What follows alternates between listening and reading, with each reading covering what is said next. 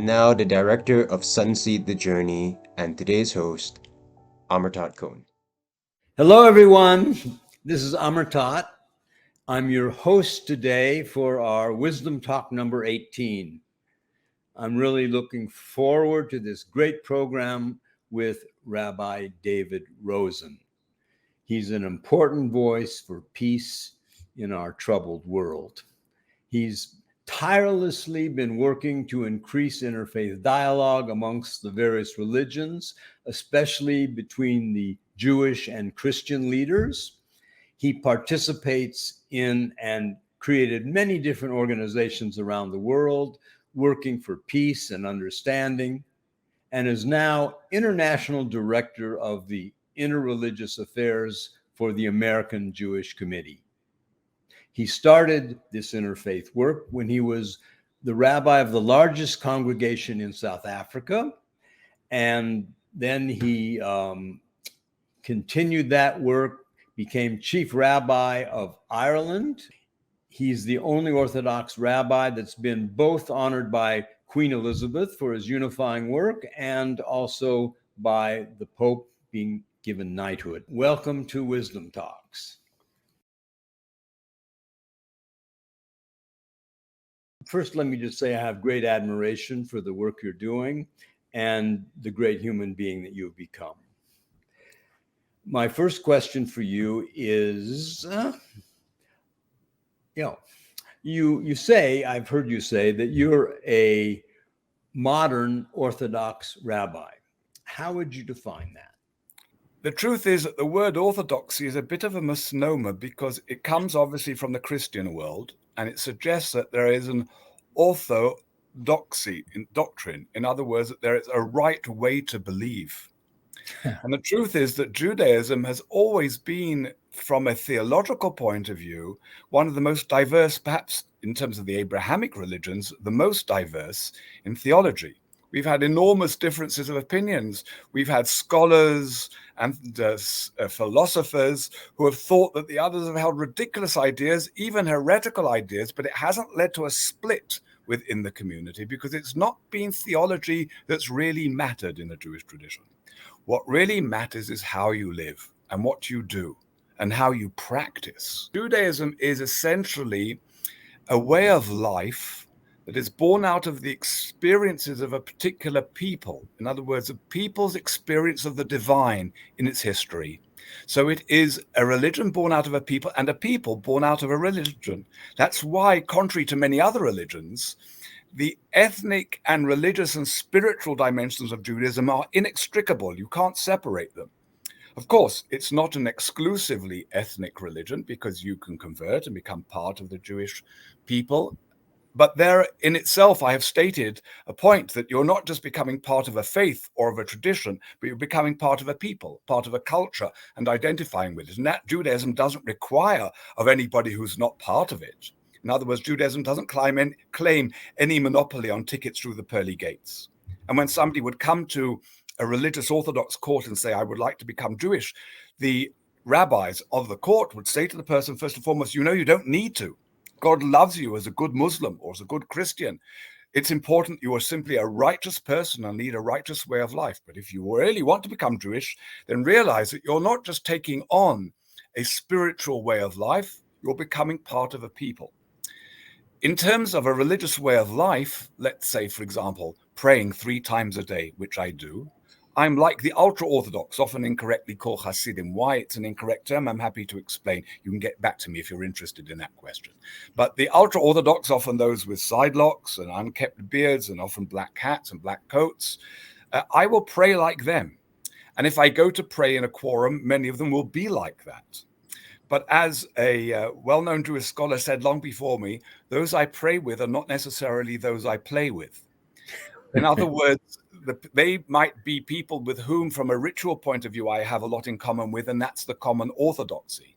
But with regards to my cultural life, my philosophical life, even my broader spiritual life, very often I don't feel close to them at all, because very often I feel that their mindsets are in a more medieval world, whereas I'm comfortable being in the modern world. So that's what I mean by modern orthodoxy.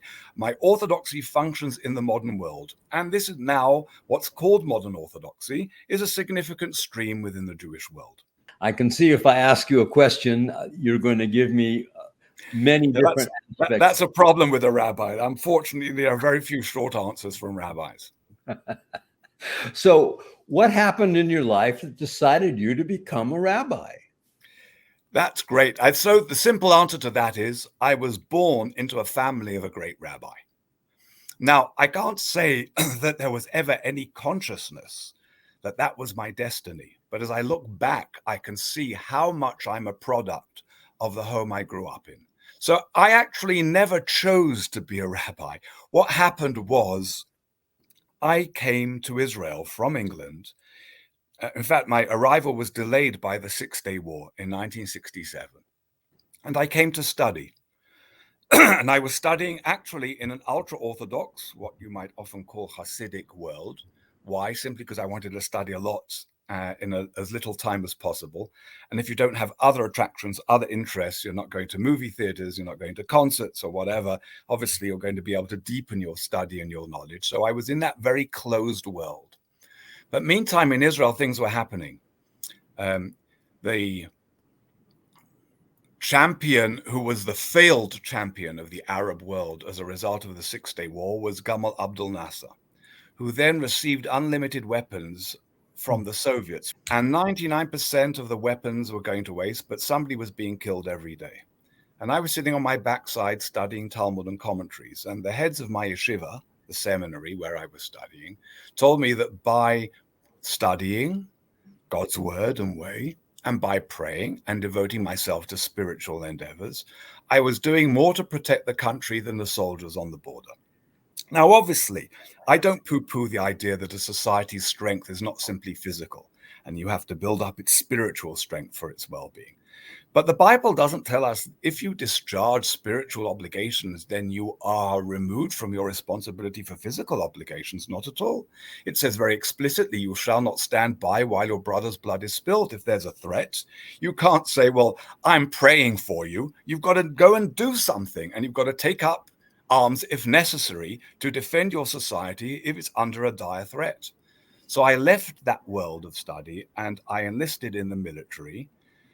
And I was actually sent down after I was trained onto the front. I was under one of Nasser's bombardments, and the next day he died. I don't think I had anything to do with it, but thank God I never saw action as a result. But during that time, I discovered that there were within Israeli society many people who were not only ignorant of their spiritual heritage, but even sometimes hostile towards it. There are a number of reasons for that, some of them legitimate reasons, some of them not. But I felt in my youthful exuberance that I should do something about that. So I decided I would go back to the army as a chaplain. That's how I became a rabbi. It was almost by default, but I definitely was influenced in terms of my world outlook and in terms of things I cared about by the home that I came from. And then as a result of serving as a chaplain, I became known in certain quarters and then got an invitation to come out as a student chaplain in South Africa. And that led to my being appointed as a rabbi of the largest congregation in South Africa. And I started off in interfaith relations in South Africa out of a commitment to social justice, because it's one of the few ways you could bring people together over the barriers that the government tried to set up between the races. A lot of your life was on by default, so to speak. You were the only man standing. I would say default is a non-spiritual way of looking at it. Providence is a more spiritual way of looking at it.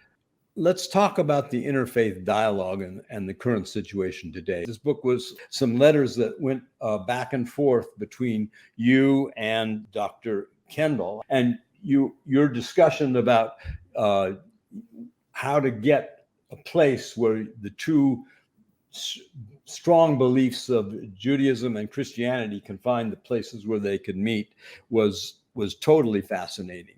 So so much of your outward work has been for 40 years to bring together the leaders of the Jewish and the Catholic and the Christians, and then by extension, all the religions. What do you see today is needed to continue to expand the interfaith relations in our world? Well, one minor correction. R.T. Kendall is a very well-known evangelical pastor. And in fact, that's part of the nature of the book. Yeah, because, definitely. I have, of course, very close relationships with the Catholic Church, and you mentioned kindly in your introduction that I'm the beneficiary of certain goodies as a result of that. And in fact, I also negotiated the establishment of full diplomatic relations between Israel and the Vatican. But my interfaith work goes beyond the Catholic Church and beyond the Christian world. But this was, if you like, a little bit groundbreaking because R.T. Kendall is what many people would call a fundamentalist Christian. He believes that there is one exclusive path that is the right path, and all other paths are in error. And I have a very good personal relationship with him. He's a wonderful man. And in fact, we met through an initiative to try to bring peace in the Holy Land, where he actually even met a number of times with Yasser Arafat. And he was involved in an initiative that brought all the different religions in the Holy Land together. Unfortunately, the politicians weren't terribly interested in our support or in our efforts. And as a result, nothing came of it. What's happened with Christian-Jewish relations? It's not perfect. There's still no shortage of Christian anti-Semites in the world. And there's still no shortage of narrow-minded Jews who think everybody's out to get them. They might not be entirely wrong, but nevertheless, it's a very different world from the world in which Jews were persecuted throughout civilization. Thank God, we're in a very different world today. And what's happened in terms of Jewish-Christian relations, especially Jewish-Catholic relations, is an amazing transformation. Jews were originally seen, or if you like, throughout most of Christian history, were seen as in league with the devil, the enemies of God, the killers of Christ, condemned to wander. They were guilty for all the terrible things that happened in the world. And now today we have 3 popes in succession who have called us the dearly beloved elder brother of the church, who have said that anti-Semitism is a sin against God and man, and that you can't be a good Christian and be an anti-Semite. I mean, we're now in a golden age of Jewish-Catholic relations in particular and Jewish-Christian relations broadly. But there's enormous variety still in that world, and I try to address each one according to where they are. In recent times, my work has much more focused on the Muslim world. Islam never demonized the Jew in the pre-modern era the way Christianity did. In that sense, we've got far less theological baggage to have to deal with. But politics has bedeviled the Jewish-Muslim relationship, mostly because what's taken place in terms of Israel-Palestine has been seen within the Muslim world as the manifestation of the broader hostility of the Western world against the Muslim world. They're feeling that they've been oil reserves have simply been exploited by the West, a feeling that they're simply not respected. Politics has poisoned the Jewish-Muslim relationship. So with the Muslim world, the biggest challenge is simply overcoming prejudices of the past, primarily through engagement. With regards to the Dharma religions, in most cases, most people within the world of the Dharma religions don't even know what Judaism is. They think it's just some version of Christianity. And so we have, therefore, if you like, the tyranny of distance, both of geography and of culture, to overcome, but that's happening there too. So bottom line, the simple answer to your question is we've got to get to know one another more. And we mustn't allow distance to any more control, or I should say restrict our ability to know one another, because thank God we've got what we've got now between us. That's modern technology. And thanks to programs like yours and others, we have the vehicles of both audiovisual tools, IT tools, virtual reality, augmented reality. We have all different ways now of bringing what we are to the knowledge of the other. And if I just may end this comment, it was Islam more than any other religion that understood this. In the Quran, there's this wonderful verse, if I'm not mistaken, chapter 49, verse 13. O humankind, we have created you from a single couple and made you into peoples and nations that you may know one another. Why is it important to know one another? Because if you don't know one another, you are bound to be the victims of prejudices, misunderstandings, and distortions. We can only truly love one another when we know one another. And I think what's led to the rapprochement from the Muslim world to the Christian and to the Jewish world in recent times has been the threat of radical extremist Islamism rather than Islam. And that threat of extremism is a threat that exists within all religions, more within Islam today than elsewhere, but it exists within all of us. And the reality today is that the divisions are not so much between the religions, but within the religions, between those who are insular, isolated, and extremist in their orientation, and those who are open, embracing, and seek to be authentic to their respective traditions, but to be able to embrace the commonality and to work together for the betterment of humankind. Well, let me ask you this, because a lot of did you have any sort of revelation or direct experience with God that led you to become a rabbi, or after you became a rabbi? I would say I grew up. I've never, ever recall a time when I didn't feel God's presence with me, and when I didn't feel that guiding spirit. If I've had revelations, they haven't been so much about God. They've been more about people and about God's ways in relation to people. Let me give you an illustration. As I told you, I got involved in interfaith work in South Africa out of a commitment to social justice. But it never occurred to me before to ask, well, what does it mean that there are all these religions in the world? And as I got involved and discovered these wonderful people, Muslims, Christians, Jews, I realized that it's ridiculous to suggest that any one religion can encapsulate the totality of the divine. And that in fact, by encountering the other who is creating the divine image, but especially when the other is in the sense of the divine presence, I encounter God beyond the confines and the limits of my own religious tradition. So from that, if you like, theophany, that epiphany, I became totally hooked on interfaith relations, not just because it's an important way of combating prejudice and bigotry, and not just because we have shared values that we have to work for in order to promote peace, but because it is the discovery of the divine presence even beyond my own tradition and heritage. The religions today are experiencing a significant exodus in their numbers. Actually, it's the religions which are called upon to open up and answer the needs and questions of the contemporary society. Absolutely. And I would say that a religion that does not respond to the challenges of the hour is not worthy of the name and therefore doesn't deserve to survive. But your initial generalization, I think, is a little too sweeping, because the Pew Institute and its global study, showed that 84% of the world defines itself in religious terms. For 84% of the world, religion is an important part of people's identity. What, of course, you're reflecting by your valid comments is that you are living amongst the 16%, and maybe I am too most of the time. Therefore, we get a somewhat distorted picture of the world.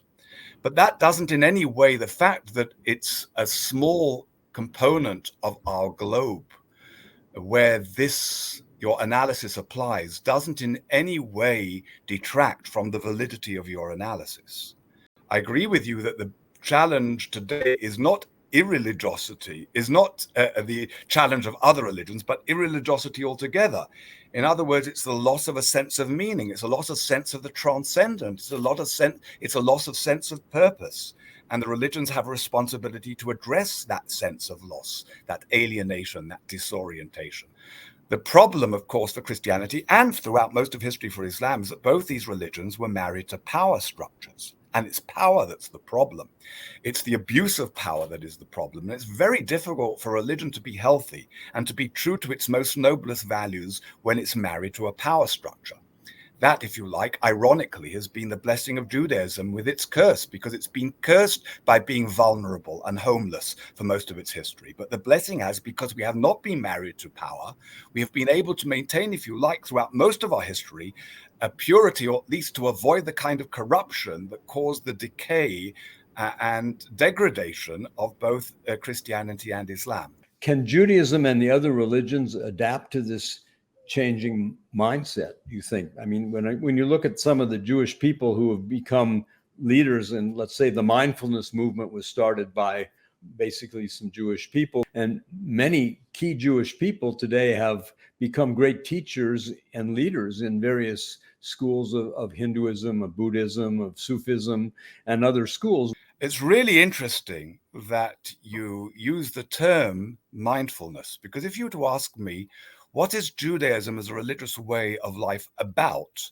I would say Judaism and Buddhism emerged at about the same time historically, and they both have mindfulness at their heart. In fact, Judaism as a praxis is precisely about mindfulness long before the term mindfulness was even known to the Western world. And let me give you the most classic idea, the most central continuous idea in the life of the observant Jew is the bracha, a blessing. Before a Jew eats an apple or anything else, or drinks water or any other beverage, or smells a scent of any kind, according to Jewish praxis, it's incumbent upon him or her to make a bracha, a blessing.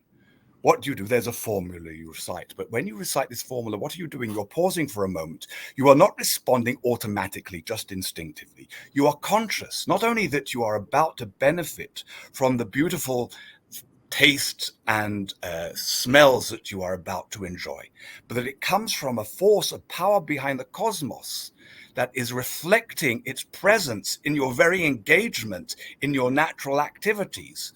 That, therefore, a bracha is an expression of awareness and appreciation, that you don't take things for granted. That's precisely what mindfulness is all about, and that's precisely what Judaism is all about. The tragedy is that Jewish communities, especially when they came into the Western world, and especially into the United States of America, were so hell-bent, maybe that's a Freudian slip, but were so determined to be able to assimilate into a secular society that to a large degree they tended to divest themselves of their spirituality and practice, and sought to become almost disembodied religions in certain respects. And in what you see happening now within the United States is that many of those classic forms of liberal Judaism are now moving back towards becoming much more traditional, much more spiritual, much more songful, much more soulful. And but it is indeed very sad that Judaism was not known to wonderful spiritual souls who would have loved to have embraced such a way of life had they known it and had they been able to experience it. But it is a testimony to, if you like, the spiritual genes in these people that have come out of that Jewish tradition, that even though they did not know it with their own tradition, they still sought and seek for it elsewhere. And to be able to find those sparks of divinity in the presence of the divine in the world. There are many different schools and traditions that would focus on various ways of deepening that spiritual experience. But I would say that Judaism at its core is mystical.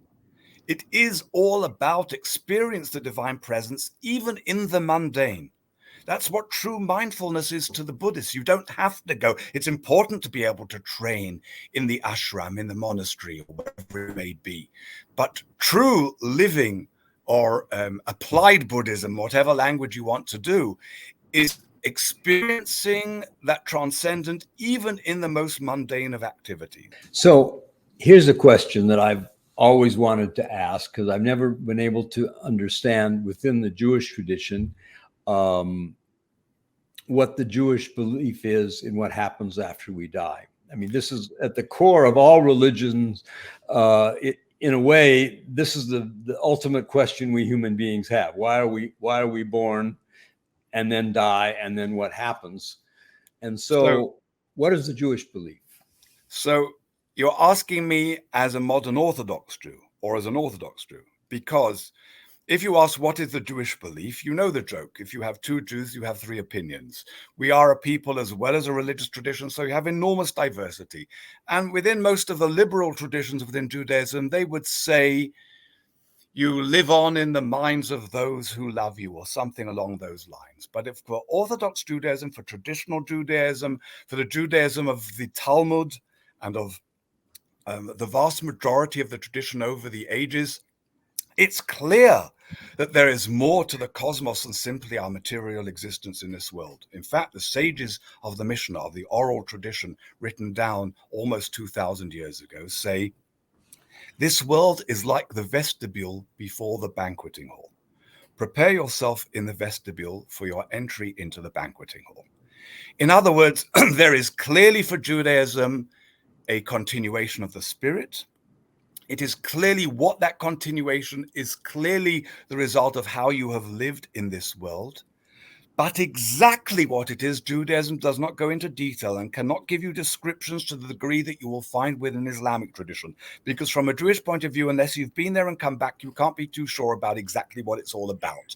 But therefore, Judaism is willing to leave that for the experience, for the righteous who will experience it, because it's unquestionably there for Judaism concerned. But we don't spend our time worrying too much about it, because what we're concerned about is, how does God want us to live our lives here and now in the world in which we live? Well, certainly, despite all the progress that we made with interfaith dialogue, our planet is at a precarious moment in history, and we need each of us to take care of all of us. Is there anything that you'd like to say to our particular audience that they can do personally to bring better understanding and help to bring about peace? Well, first of all, let me echo your comments. There's a very famous story told about people in a rowing boat, and somebody starts making a hole in the boat under his seat. And the other shout, hey, what are you doing? He says, none of your business. I'm making a hole under my seat. But they say, but if you do it under your seat, we're all going to drown. And that's the reality today. Today, we are all in the boat together. And I feel that very strongly about environmental issues, because the truth of the matter is that, as important as many other issues are, they amount to rearranging the deck chairs on the Titanic as we head for this massive iceberg in terms of global warming and the destruction of our world, and we may not have a world to pass on to future generations. So the first thing we need to do is to raise our awareness. And our awareness means, again, that our whole life should be a bracha, a blessing, that we don't take it for granted, that we are able to appreciate the world we're in. Appreciating means that we are not party to degradation or destruction. And I'm going to make a simple appeal for people to try to improve their own lifestyle in very practical ways. If you can't give up meat, at least reduce it. Try and make your lifestyle a plant-based lifestyle, but not simply for health or for materialistic purposes, but also to deepen your sense of the spiritual reality and the cosmos, the divine creation of which we are all a part.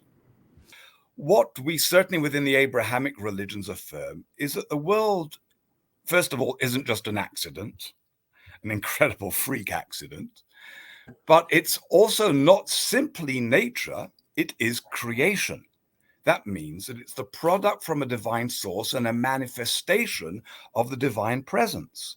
Now, if you see the world around you in that sense, then any kind of degradation, let alone destruction, is a religious offense. It's an offense against God. It's an offense against the Creator. So a truly religious person must, by definition, be somebody who cares about the environment and about the ecosystem and about the natural world and about all living things. Today, we can have not only a healthy, balanced, good diet without needing to kill animals.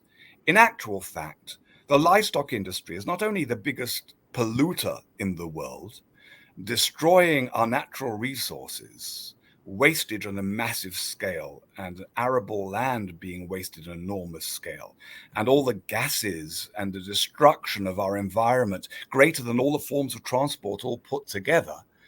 But the barbarities involved in these industries are greater than anything our grandparents and great-grandparents knew. And most people don't even know about the barbarities in this.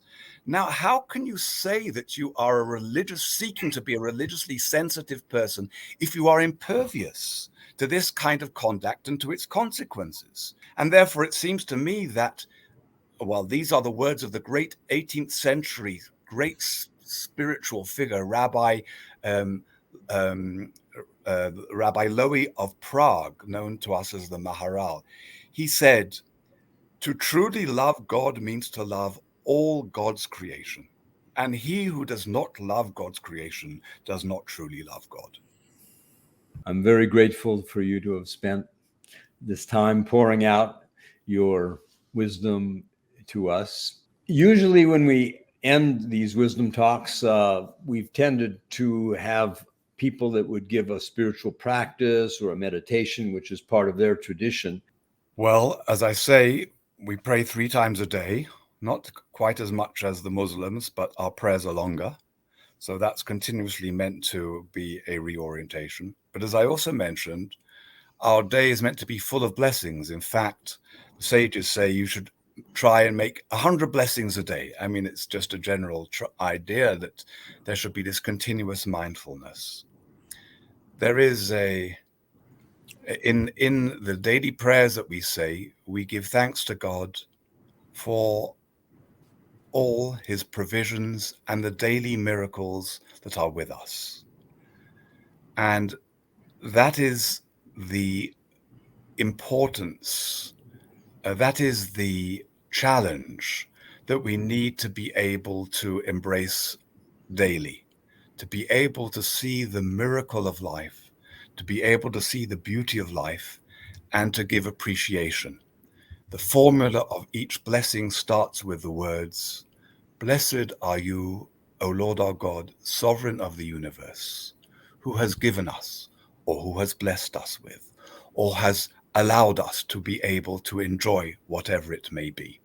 So may we continuously give blessings, whether it's with a formula or not with a formula, expressing our awareness, our appreciation of the beauty and of the gift of life and of the divine presence that is manifest.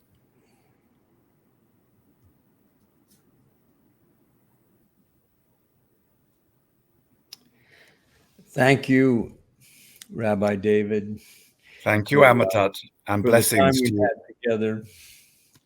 You know, when I was preparing this and I was thinking about my own drifting away from the Jewish structure, I guess you could say, sometimes I would hear the song come into my mind nonetheless. And the one that came in was Ashivenu. I don't even know if I'm pronouncing right, but Perfect. Ashivenu, Ashivenu. Do you know what it means? No. It means, "Oh, return us, O Lord, back to you." It's a most important message and a profound fundamental message. The idea that at the heart of every human being, each human being really wants to be godly, to be close to that divine presence. And if we stray, it's not because we are bad. It's because we are human, and there are all kinds of factors that influence and intrude on our lives and seduce us in various directions. But all we want really is to get back. And that concept, Hashivenu, which the noun is teshuvah, repentance, is about these days that we just concluded yesterday with the Day of Atonement. This is the time where that concept, that word, Hashivenu, is central to all our liturgy, our prayers, and our hopes. So how appropriate that that song and that word is coming back to you at this moment. Do you know how to sing the song? I'd love to sing it with you as a conclusion. With pleasure. Hashivenu, Hashivenu, Adonai Elecha, Venashuva, Venashuva, Chadesh, Chadesh, Yameinu kekedem. Chadesh, Chadesh, Yameinu kekedem. Lovely. Renew our days as of old. That's what the last phrase say. I look forward to our next meeting. Thank you so much. God bless. God bless you. And to our listeners, just a little bit of reminder that you can have other people join with us to see this fantastic moment we had together with Rabbi David. You go to YouTube, it'll be on YouTube. You go to our website at www.sunseed.org, and you can share this with other people. It's a wonderful moment we spent together. We look forward to seeing you on our next Wisdom Talk. Bless you all, and remember,